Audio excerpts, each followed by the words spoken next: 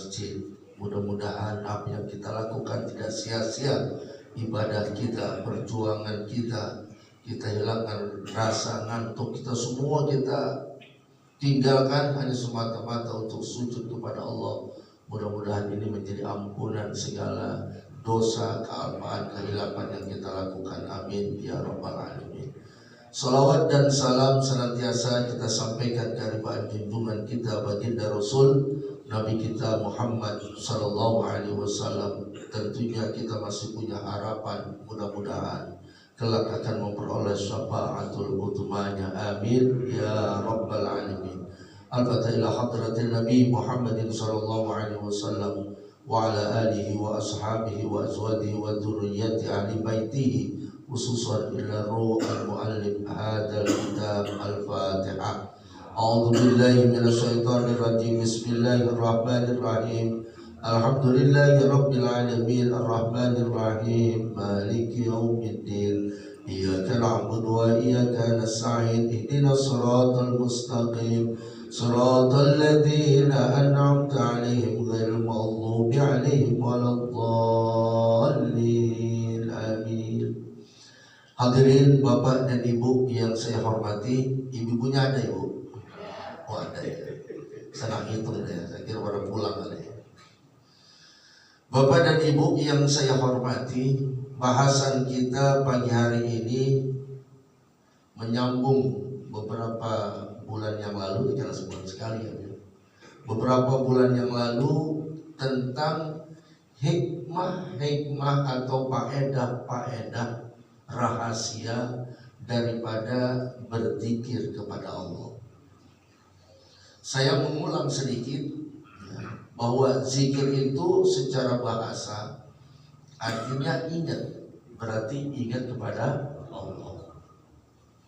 Pada umumnya yang kita tahu bahwa zikir itu ya di mulut, subhanallah, alhamdulillah, la ilaha illallah, itu zikir.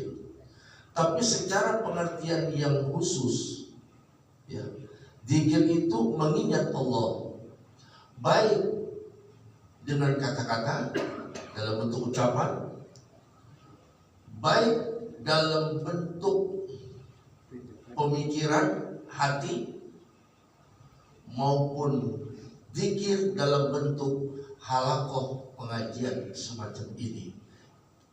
Dan yang lebih jauhnya lagi, semua hal ihwal yang kita lakukan itu diperintahkan untuk zikir kepada Allah. Semua yang kita lakukan, bahkan semua amal yang paling hebat, kalau ditanya amal-amal apa yang paling hebat, yaitu zikir kepada Allah. Bukan sholat Ustaz, betul, as-sholatu lidzikri, sholat itu adalah untuk mengingatku. Tapi kan pada saat sholat, kalau nggak sholat ingat pada Allah nggak? Nah, kan gitu ya. Jadi yang diharapkan ingat kepada Allah 24 jam selama kita masih melek, maka kita disuruh ingat kepada Allah, baik lisan, pikiran, maupun pekerjaan-pekerjaan yang kita lakukan. Kalau di lisan, manfaatnya banyak Pak. Pembiasaan refleks lisan kita yang keluar. Kita sering mengucapkan subhanallah, subhanallah, subhanallah, walhamdulillah, wala ilaha illallah, Allahu akbar, la ilaha illallah. Sering kita ucapkan. Itu secara tidak langsung jika terjadi sesuatu yang mengagetkan, keluarnya ya zikir. Bukan keluarnya bodoh, bukan. Bukan keluarnya goblok, bukan. Kan gitu. Yang keluar zikir. Melihat sesuatu subhanallah, melihat yang kaget Allahu akbar. Itu yang keluar. Bukan goblok, bukan. Lagi rame ya. Ini lisan Pak ini. Jadi kaget astagfirullahaladzim, kaget subhanallah, kaget Allahu akbar. Kenapa keluar itu? Karena itu yang kita ucapkan terus. Kira-kira baik nggak keluar begini? Kan baik, itulah hikmahnya. Nah, di otak kita, ya, selama kita dalam otak kita. Nabi perintahkan dalam sebuah hadis, tafakkaru fil khalqi wala tafakkaru fil khaliq. Rasulullah perintahkan, berpikirlah tentang makhluk Allah. Allah gak usah dipikirin. Jangan dipikirin Allah, jadi puyeng kita, Pak, stres bisa. Ujung-ujungan kita nanya, Allah di mana ya? Tuh, ketika kita bertanya Allah di mana, berarti kita telah menyamakan Allah dengan sesuatu. Mohon apa tulil awadis. Allah bersalahan dengan sesuatu. Kalau bahasa ini bahasa, Pak, ya. Dalam bahasa itu kalau ada pertanyaan, di mana berarti benda. Kalau kita mengatakan Allah ada di mana, berarti menyamakan Allah dengan makhluk. Kalau saya nanya Pak Haji, Pak Haji ada di mana? Nah, gitu ya. Kalau saya menanyakan Allah ada di mana, Allah berarti makhluk. Makanya nggak usah dipikirin Allah itu. Pokoknya ada yang memperhatikan, yang menyaksikan, melihat, mengawasi segala macam, melihara Allah jelas. Yang diperintahkan oleh Nabi, pikirlah makhluk Allah. Pikirin. Ya. Allah menyatakan, inni haramtu zulma ala abdi. Saya ini haram, kata Allah. Gak mungkin saya berbuat zolim. Haram saya berbuat zolim kepada hambaku yang kuciptakan. Gak mungkin kusengsarakan, gak mungkin kususahkan. Gak mungkin hambaku ini yang kuciptakan kubikin dia kalang kabut di dunia. Enggak, aku enggak zolim. Allah bilang begitu.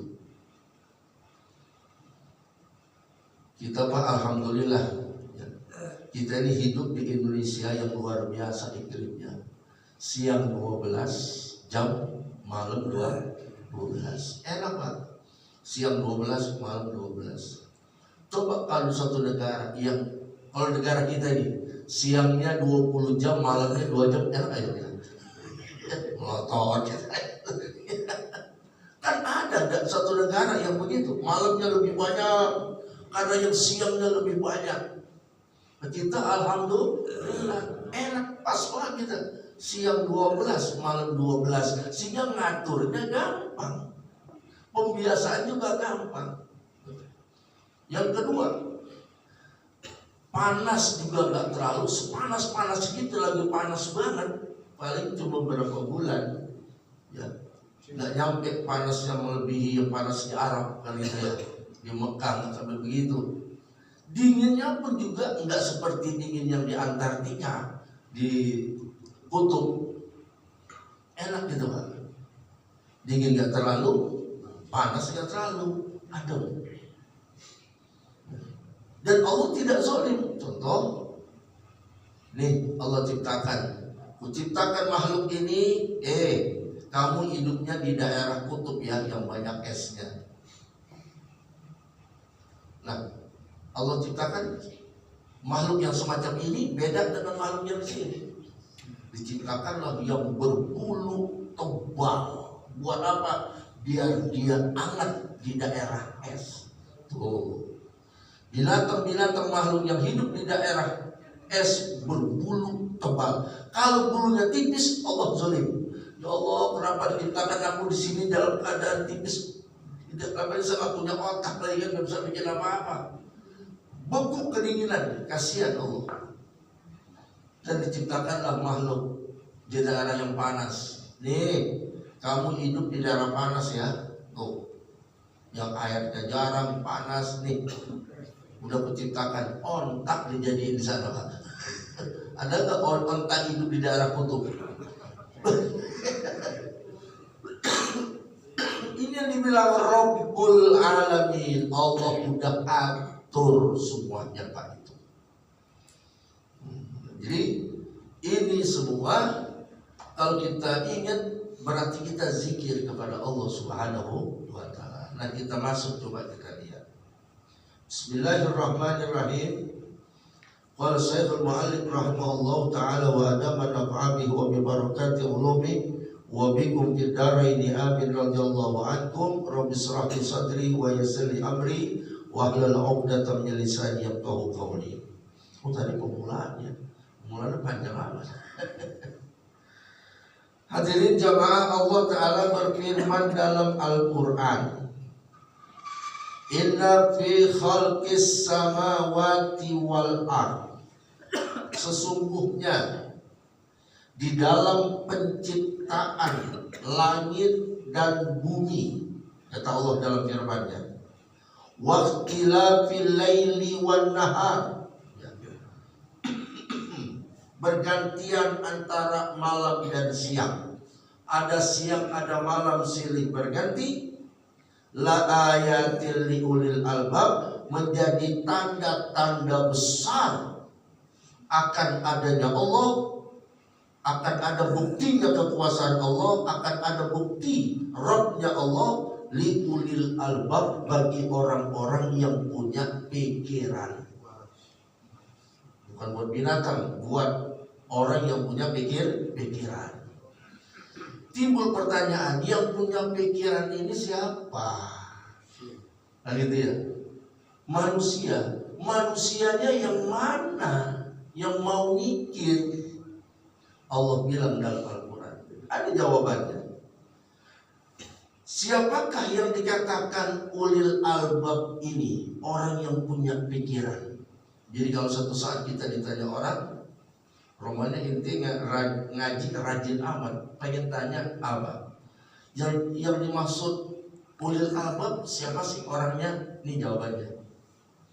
Yang dikatakan ulil albab alladzina yadhkurunallaha, yaitu orang-orang yang mengingat-ingat Allah kiaman, baik lagi diri,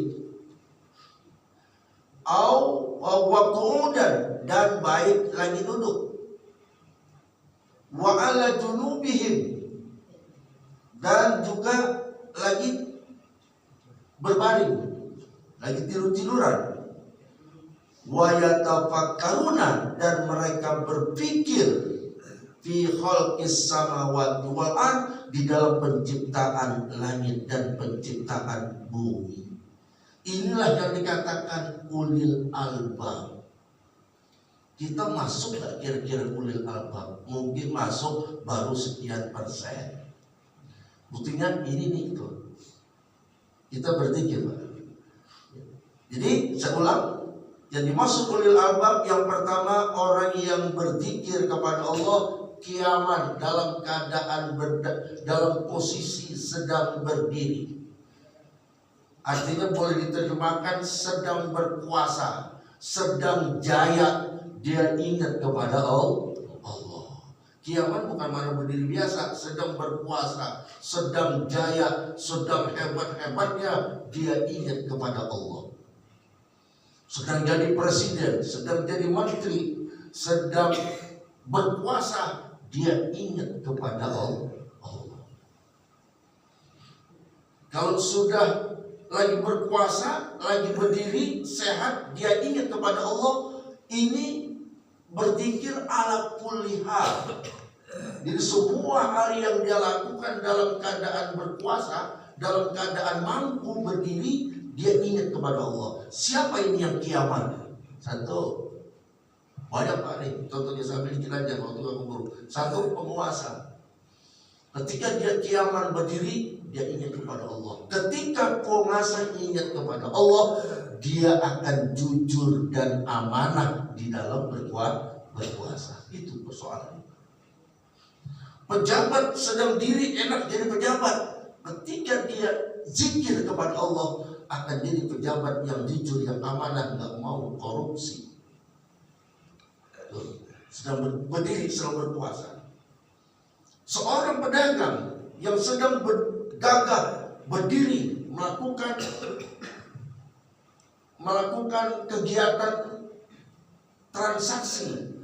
Ketika dia zikir kepada Allah, dia akan dagang dengan transaksi, dengan timbangan-timbangan, ukuran-ukuran yang jujur. Kenapa? Zikir kepada Allah. Itu maknanya Pak.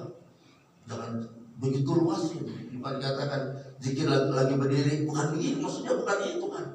Ala kulli hal, ketika dia berpuasa, ketika dia sedang gagah-gagahnya, dia ingat kepada Allah. Banyak gak pedagang yang jujur Pak? Kan gitu ya. Lagi ini mbak, kita beli apa? Kita beli 20 kilo sampai rumah kita terima 8 on. Gitu ya. Bukan itu saja Pak. Ya.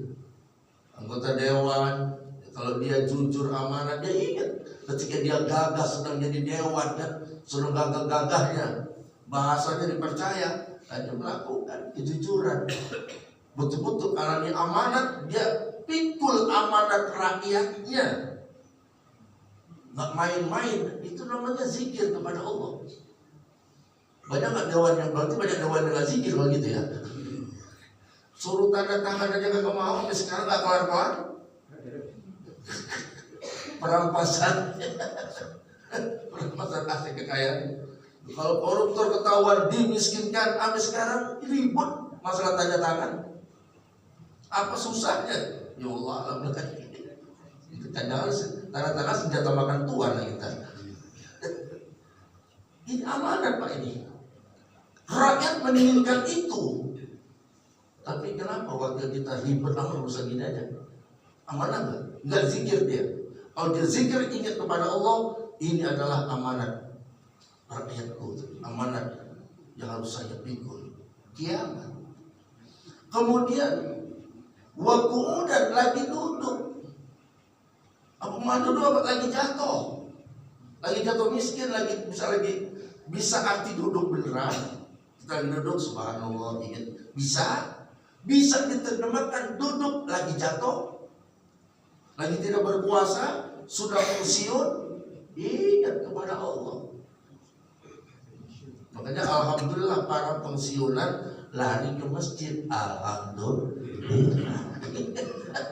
Alhamdulillah kalau ingat itu kan lari ke masjid. Alhamdulillah. Ini ada pensiunan dia. Kita ngarapin dulu begitu Pak, nggak ke masjid nanti kalau pensiun. Kalau udah pensiun nggak nongol juga. Mana tahu itu pensiunan.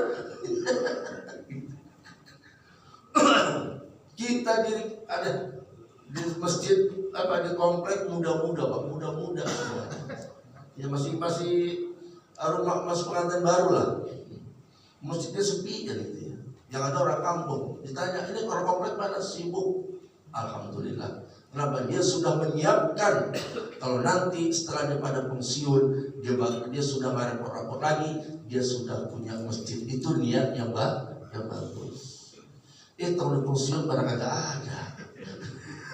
Ada yang meninggal, ada pulang kampung, gitu ya. Tapi niatnya sudah bagus. Awajunubihim atau lagi tiduran. Lagi bisa tidur posisinya benar tidur. Kalau arti yang biasanya ya tiduran, sambil tiduran ingat kepada Allah. Apalagi kita mau tidur beneran, yang mungkin besok belum tentu kita hidup lagi. Kita sekarang alhamdulillah kita hidup lagi Pak nih. Coba kalau terus kita kan udah ajar di sini, udah qomat, udah sholat, udah wirid, udah pengajian, masih terus saya tidur. Tapi dia bangunin, bang bangun. Kalau bangun bagaimana coba? Makanya diajarkan oleh Nabi sebelum tidur pegang hijab. Artinya hijab wiridan.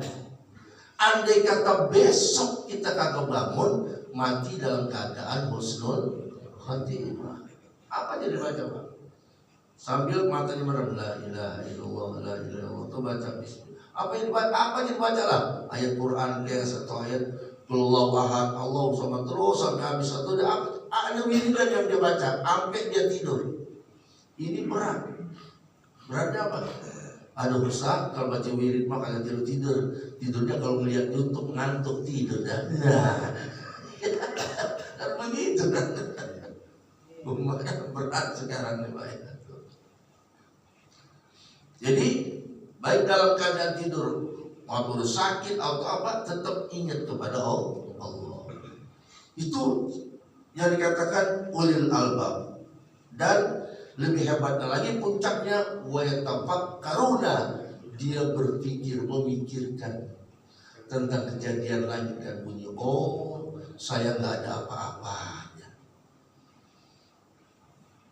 kekayaan yang saya punya juga Allah yang memiliki langit, yang menciptakan langit dan bumi, berarti Allah yang memiliki langit dan isi-isinya, bumi dan isi-isinya. Jadi Allah yang menciptakan langit dan isi-isinya, Allah yang menciptakan bumi dan isi-isinya. Apa buktinya?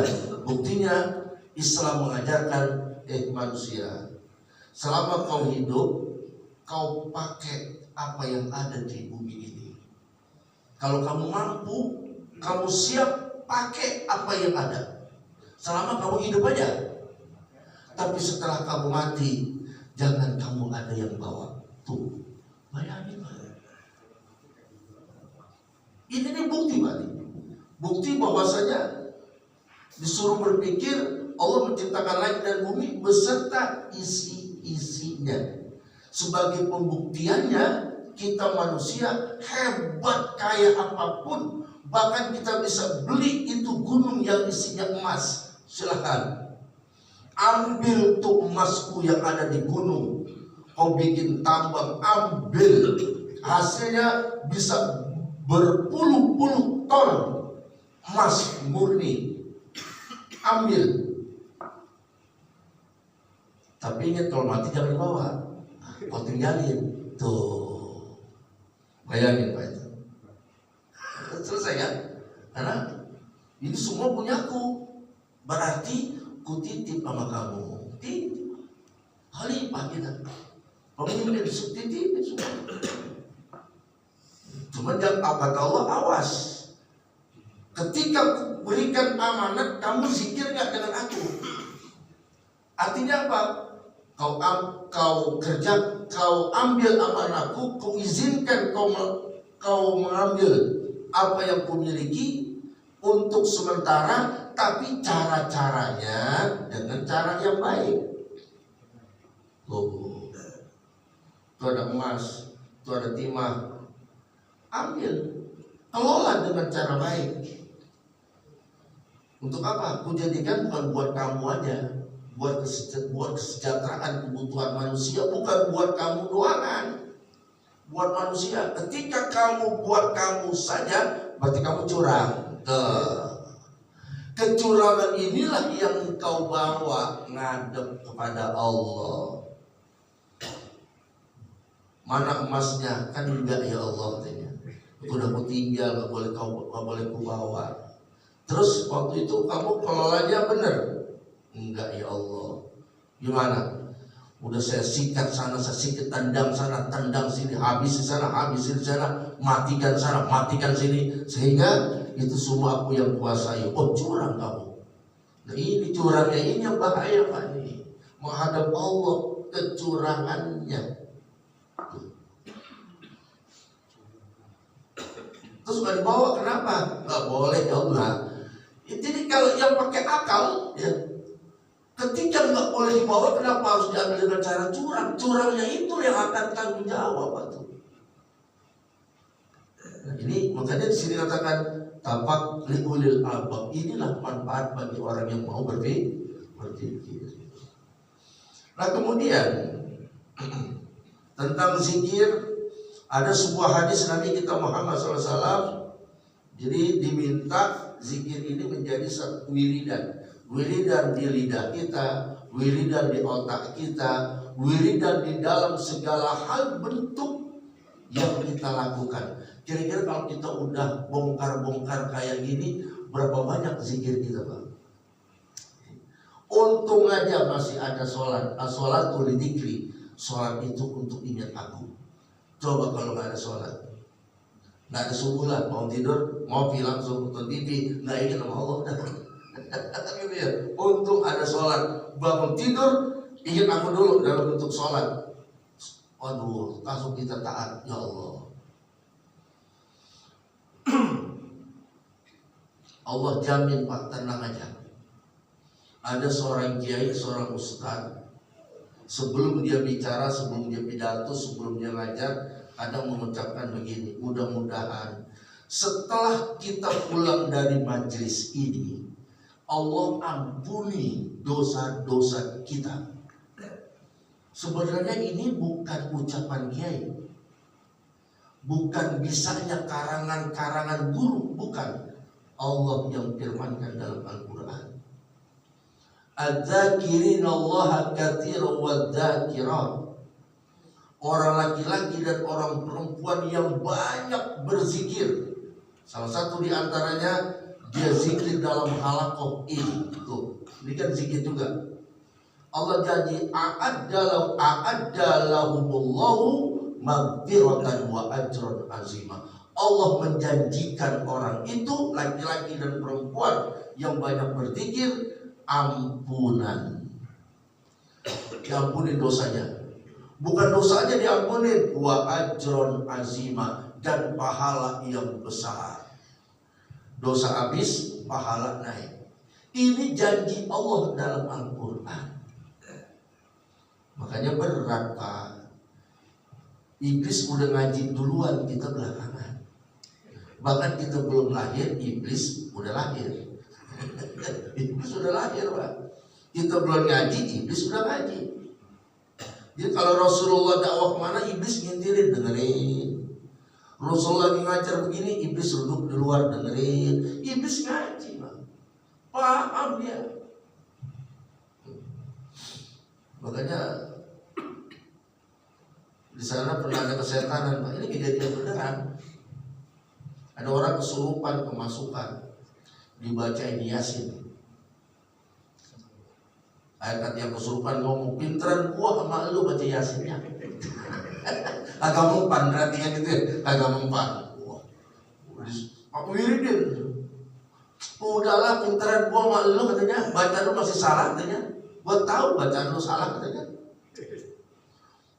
Berarti ada yang pintar kasih tahu, ini yang masuk ke dalam tubuhnya adalah jin muslim. Kuncinya dua, ada jin Islam, ada jin muslim. Yang muslim ya yang soleh ibadah. Yang kafir itu tukang godain orang supaya jangan ibadah, jangan sholat, itu kafir itu. Betulnya yang masuk jin muslim. Ada yang pintar, tolong beliin whisky, AO, bir, suruh minum dia. Ngomong jangan haram ini katanya, Allah haramkan katanya kan. Ada begini baik Pak, sembuh pakai baca apaan? Jadi tahu disuruh minum bir agak mau haram katanya, kabur tuh jin. Ini kejadian beneran Pak itu. Dibacain Yasin pinteran dia kan. Kalau setannya kafir akan takut. Nah ini hadirin cerita, tapi ada benarnya dan memang benar kejadian. Daerah Cibubur Angti yang kesana itu kota wisata, pernah kejadian kayak begitu. Nah hadirin, Nabi kita Muhammad SAW menganjurkan pegang wiridan, jangan sampai enggak, atau apa kayak pegang aja. Sampai diriwayatkan dari Aisyah radhiyallahu an, Siti Aisyah berkata, karena Rasulullah SAW, bahwa suamiku Nabi kita Muhammad SAW, Rasulullah balik. Apa kata Siti Aisyah? Yattaqi'u fi hijri. Rasulullah itu senang kalau bersandar di pundak tuh. Jadi kalau Siti Aisyah lagi duduk, Rasulullah nominalnya duduk nyender. Itu kesukaan Nabi, nyender ke istri. Kalau kita gimana Bu, laki nyender, ngapain udah deket-deketnya? Ngapain lu deket-deket kan gitu ya? Itu kesukaan Nabi Pak, nyender tuh. Nah kebetulan saat itu Rasulullah lagi nyender, wa ana haidun. Kata Siti Aisyah, saya dalam keadaan haid. Maka lalu payaqra'ul Quran, Rasulullah membaca Quran sambil nyenderan, dia baca Quran dalam hafalan itu. Kita pernah nggak Pak nyenderan baca Quran begini? Bahkan kita usir tuh ini, apa udah bilang kedua, suruh baca Quran. Emang kelakuan kita kebalik sama Nabi Pak.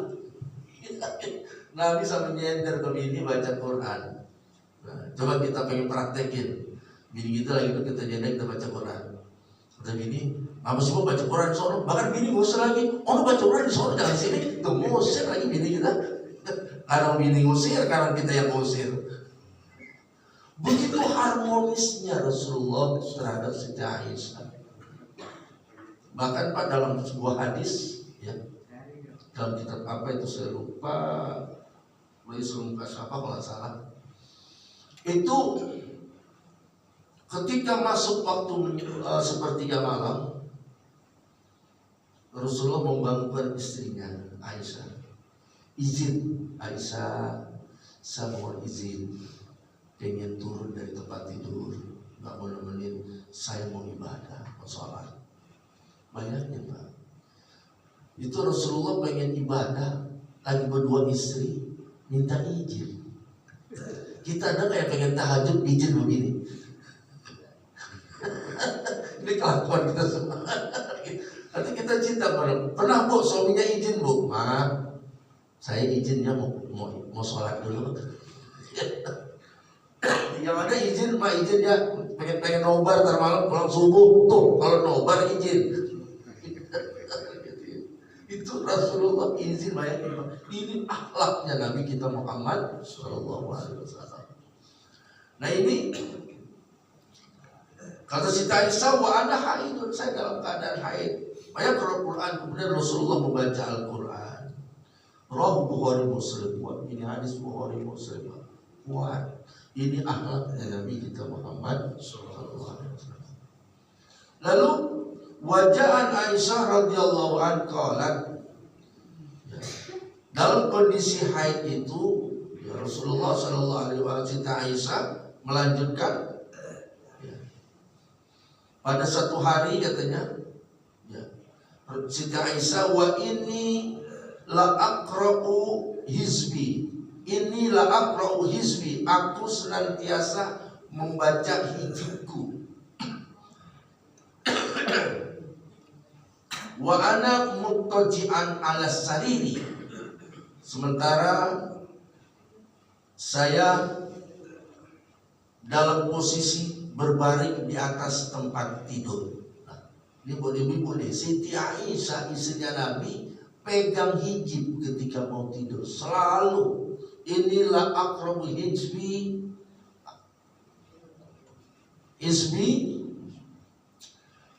wa ana muttaji'atun 'ala sari, dan saya sementara lagi berbaring di tempat tidur. Jadi setiap mau tidur Siti Aisyah pegang hijab, tuh dia baca. Baik itu dalam keadaan haid maupun dalam keadaan tidak haid. Kan kalau perempuan kita beda, pas haid alhamdulillah haid bebas saya katanya. Tuh. Padahal biar kata lagi haid zikir, pegang tasbih subhanallah, tapi jangan baca Quran.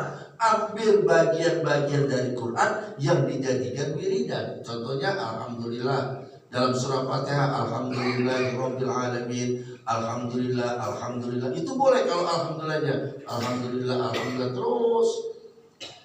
Masuk waktu zuhur. Biasanya sholat, sekarang dia zikir subhanallah, alhamdulillah, alhamdulillah, alhamdulillah. Ini enggak. Pas haid alhamdulillah ngayap dah. Bebas ternyata sebaya katanya. Itu kan perempuan kita, Pak. Jadi kalau Quran jangan, tapi kalau wiridan itu diperintahkan tetap dibaca walaupun dalam keadaan haid. Lanjut. Kemudian Allah Subhanahu wa taala berfirman bahwasanya orang yang zikir itu dijamin oleh Allah. Jaminan Pak. Di dalam segala hal yang dikatakan pokoknya zikir jaminan. Baik itu zikir lisan, zikir hati, zikir dalam pemikiran, zikir dalam segala hal dijamin oleh Allah menang, selamat. Orang yang rajin zikir lidah selamat, lidahnya gak bakal terpeleset. Contohnya nih, Nabi Yunus alaihissalam ketika dia ditelan oleh ikan dan dibawa ke dasar laut dalam beberapa hari, tetap masih hidup. Apa sebabnya yang menyebabkan beliau selamat Nabi Yunus? Allah buktikan dalam Al-Quran. Allah firmankan supaya kita ingat bahwa zikir itu bisa menyelamatkan kita. Dikatakan fadhkuruni adzkurkum. Jika kamu ingat kepadaku, aku ingat kepadamu. Ketika ditelan oleh ikan, dibawa ke dasar laut, Nabi Yunus masih ingat kepada Allah. Ya Allah pun ingat, tuh, ingin memberikan pertolongan. Kalau tuh ikan di atas, secara logika Pak, kalau ikan itu ada di atas, habis menelan Nabi Yunus, tuh ikan lompat ke darat, masih mending. Daratan mungkin ada udara masuk melalui mulut, melalui insang, ada harapan hidup. Ini udah ditelan, dibawa ke dasar laut, hidup.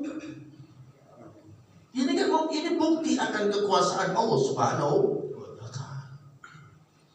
Tapi Allah bilang dalam Al-Quran, ingat ya, apa kata Allah? Falaula annahu kana minal musabbahin. Seandainya sesungguhnya Nabi Allah Yunus ini kalau tidak menjadi orang yang kelompok musabbahin, tukang bertasbih kepada aku, lala bisa, pasti dia akan tetap tinggal fi batnihi, di dalam perut ikan, ila yaumi yub'atsun, sampai hari kiamat, tapi hari berbangkit. Tapi kalau di dalam perut ikan, Nabi Yunus ingat kepada Allah, zikir terus kepada Allah. La ilaha illa anta subhanaka inni kuntu minal. La ilaha illa anta, tidak ada engkau Tuhan selain engkau ya Allah. Subhanaka, engkau maha suci ya Allah. Ini sesungguhnya aku orang yang zalim. Terus dibaca zikir itu. Dia mengaku Allah maha suci, saya ini zalim. Di dalam perut ikan Allah dikeluarin ikan, orang merapat ke pantai. Pas di pantai ngangak, keluar Nabi Yunus. Selamat, nggak mati, nggak makan, nggak minum, di dalam perut ikan, di bawah laut, kan nggak masuk akal.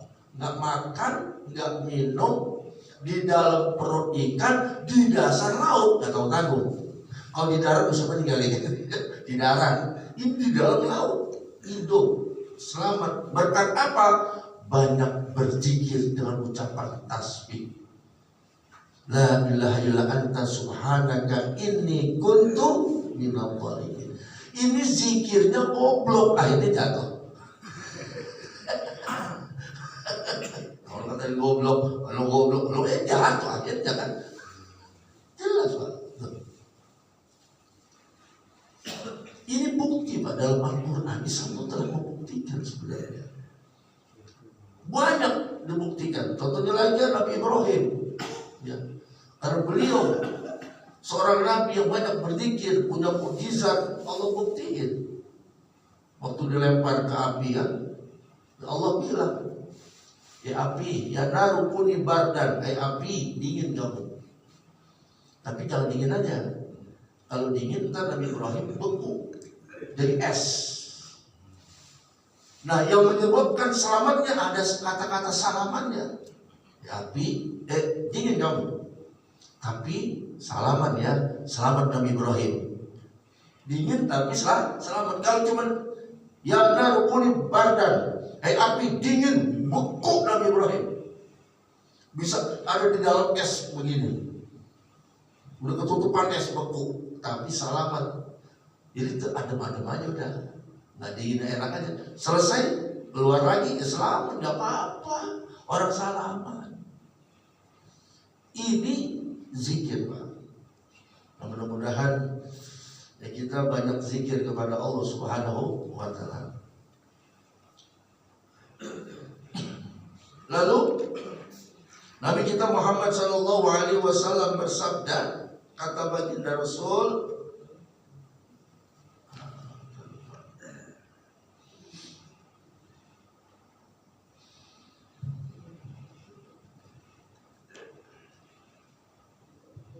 dari Abi Dzar, semoga Allah meridhoinya, qala li Rasulullah sallallahu alaihi wasallam, kata Abu Dzar, di hadis yang kedua, Rasulullah berkata kepada saya katanya. Apa kata Abu Dzar? Ala ukhbiruka bi ahabbil kalam ilallahi ta'ala. Ya Abu Dzar, mau nggak aku kasih tahu katanya. Kasih tahu apa? Ada kalimat, ucapan, kata-kata yang sangat dicintai oleh Allah. Mau gak aku kasih tahu? Hai Abu Dzar, ada ucapan, kalimat, kalam yang paling aku senangi. Bukan goblok, bukan. Goblok bukan senengin. Yang paling disenengin. Tentunya mau ya Rasulullah gitu. Maka kata baginda Rasul, inna ahabbal kalam ilallah, sesungguhnya kalam yang dicintai oleh Allah itu adalah subhanallah wa bihamdihi. Sering-seringlah mengucapkan subhanallah wa bihamdihi. Artinya maha suci engkau ya Allah, dan engkau yang maha terpuji. Pujian kepada Allah ini yang paling disenangi oleh Allah subhanahu wa ta'ala. Engkau maha suci ya Allah. Lagi duduk subhanallah bihamdi, subhanallah bihamdi, subhanallah bihamdi, subhanallah bihamdi. Artinya maha suci engkau ya Allah, dan engkau maha terpuji. Oh, kalimat ini disenangi oleh Allah. Senang dengan kalimat puji-pujian. Dan memang wajib, berhak kita untuk memuji Allah. Tapi memuji manusia sekedar, jangan berlebih-lebihan, Pak. Di depan orang kita puji kawan-kawan, karena kawan kita pernah berbuat baik kepada kita. Di depan orang kita puji, wah ini pernah bantu. Jangan, entar dia jadi sombong. Akibat ulah kita memuji-muji kawan kita terlalu tinggi di depan orang lain. Ini kalau yang sadar marah dia. Dari kali mohon maaf ya, jangan begitu puji-puji depan orang, nggak enak saya. Tuh, nggak enak. Dipuji bukan enak, malah agak enak kalau yang tahu. Nah kalau yang nggak tahu, oh iya siapa dulu dong gua katanya. Nah, lo nggak puji gua salah, lo gua ngebantu aja ntar.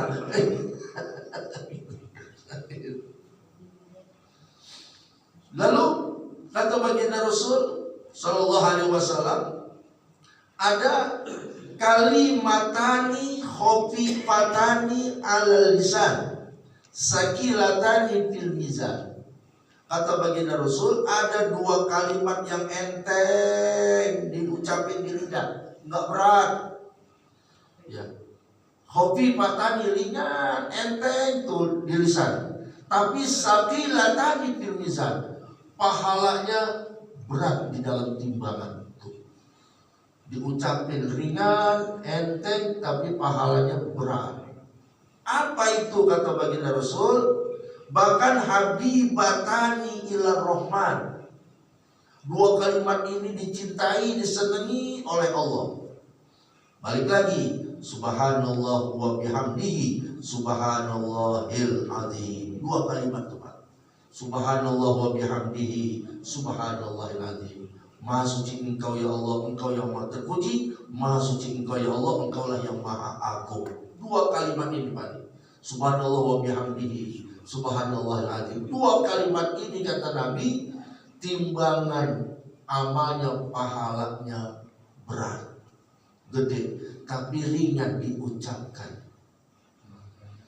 Nah, jarang orang mau begini Pak. Kenapa? Selalu setan melupakan kita. Tuh, kita paling gampang, paling mudah ngomelin orang. Paling gampang, dia lidah, terus kalau ngomelin orang nih, wah gampang banget. Ngomongin orang gampang, nyeritain orang gampang. Tapi giliran disuruh berpikir, berat rasanya. Coba itu bayangin. Ini lidah kita nih Pak, ya Allah. Ngomongin tetangga enteng, dibalik. Ngomongin tetangga enteng, ngomongin orang enteng, nyela orang enteng, caci maki orang enteng, kayak gak ada beban. Giliran disuruh zikir, beratnya luar biasa. Kan terbalik. Terbalik kan itu. Kenapa kejadian semacam itu? Karena olahan daripada iblis. Nafsu kita nggak mau dibawa begitu. Innal nafsa la'ammaratun bisu. Nafsu kita ini condongnya ke kiri, ke kanan nggak mau. Udah gitu diperalat, didukung abis-abisan, diendos, kata mas kita diendos. Kalau kita zaman endos ini kan gitu. Ini nafsu kita diendos oleh iblis. Artinya apa? Pengen zikir berat, udah ntar aja. Apa yang ntar?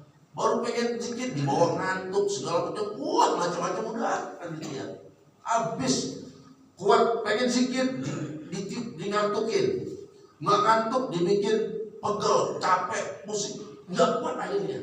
Tapi kalau nyela-nyela orang kagak ada dibumbuin.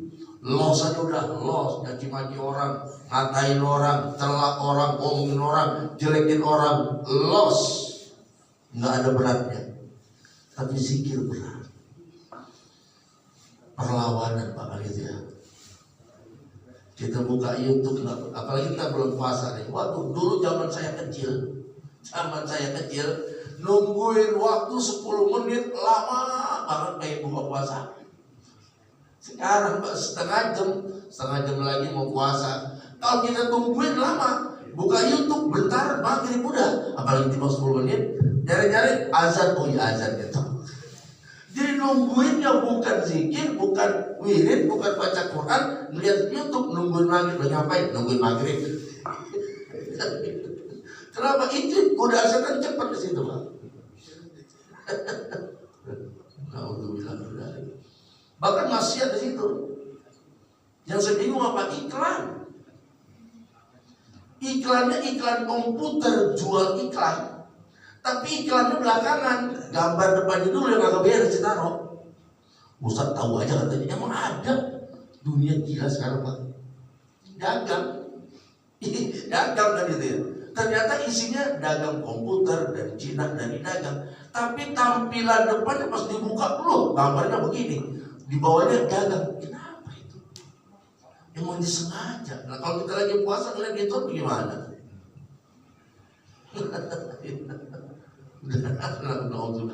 Inilah hadirin jemaah, umat yang terakhir memang berat.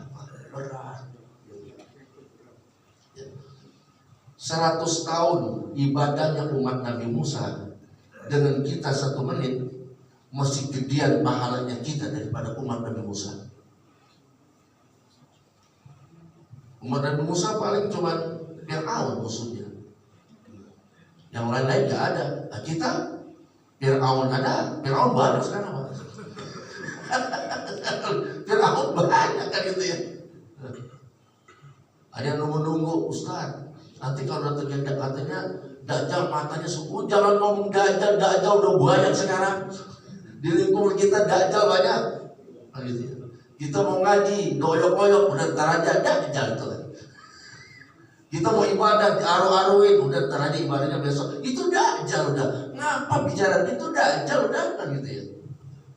Mau sebagai nunggu-nungguin Dajjal katanya turunnya kapan, datangnya kapan. Sekarang udah banyak Dajjal pengen turun, nanyain kapan turunnya. Sekarang berat ujian, segala apa yang terjadi di zaman semua nabi-nabi ngumpul di sini Pak. Tuh, zaman Nabi Musa enak mau ibadah, nggak ada gangguan, kita mau ibadah. Di zaman Nabi Musa belum ada HP, belum. Zaman Nabi Ibrahim belum ada HP, belum ada gangguan, belum ada kenikmatan dunia dibuka pada saat itu. Sekarang semua dibuka. Makanya mau ibadah harus bertarung dulu umat Nabi Muhammad SAW. Udah umat yang terakhir udah pendek aja ya. Umat pendekin aja umurnya, kenapa? Kasihan, berat. Lingkungannya mempengaruhi dia, berat. Udah umurnya pendekin, tapi ibadahnya dikit, banyakin pahalanya karena berat. Tuh umat Nabi Muhammad, kita disayang. Terakhir bontot. Siapa sih yang sayang bontot? Kita punya anak 5. Yang ditemani saya yang mana Pak? Jujur, bontot. Kita ini umat yang bontot, disayang banget oleh Allah Subhanahu wa Ta'ala. Kenapa? Karena Bontot kalau basah udah habis, udah dihabisin sama yang paling tua. Nomor 2 bontot udah kehabisan, maka disayang. Ya Allah, si bontot udah kehabisan, diserakain sama abangnya. Tuh bayangin. Nah kita sekarang, ya Allah, sini si bontot ini, dunia udah begini, aduh ujiannya berat banget katanya kan. Udah usah lama-lama Pak, biar dikit ibadahnya, wah pahalanya banyak, kalah umat dulu pahalanya dengan kita Pak. Nah mudah-mudahan hadirin, apa yang kita lakukan pada pagi hari ini Allah limpahkan pahalanya dan Allah hapuskan dosa-dosa yang kita lakukan. Dan ini bukan bahasa, bukan kalimat ungkapan biasa. Tadi saya bilang bukannya kata-kata kiai, ulama, pendai. Mudah-mudahan setelah pulang dari tempat ini Allah ampuni, bukan. Itu Allah firmankan dalam Al-Quran. Adzakirinallaha katsira wa dzakirat. Orang laki dan perempuan yang banyak berzikir doyan kayak semacam ini, a'addalahumullahu, Allah menjanjikan. Allah yang janji, bukan dewan yang janji. Bukan dewan yang berusukan janji, bukan. Allah yang janji. A'addalahumullahu, Allah janji kepada mereka yang doyan berzikir semacam ini. Apa? Maghfiratan, ampunan. Musuh besar apa dosa yang kamu lakukan, gugur. Wa ajrun azima, pahala dinaikin. Tuh. Makanya ya, majelis ini majelis yang paling tidak disukai oleh iblis. Majelis yang tidak disukai oleh iblis, baik iblis yang tidak kelihatan maupun iblis yang kelihatan. Nanti bicara tinggi, cukup ya. Nah hadirin jamaah, inilah bahasa kita seputar hikmah daripada berzikir. Mudah-mudahan Allah jadikan kita orang yang selalu berzikir kepada Allah Subhanahu wa taala. Hadirin jamaah yang saya hormati, mungkin ada yang mau dipertanyakan, silakan. Silakan Ibu Haji. Waalaikumsalam.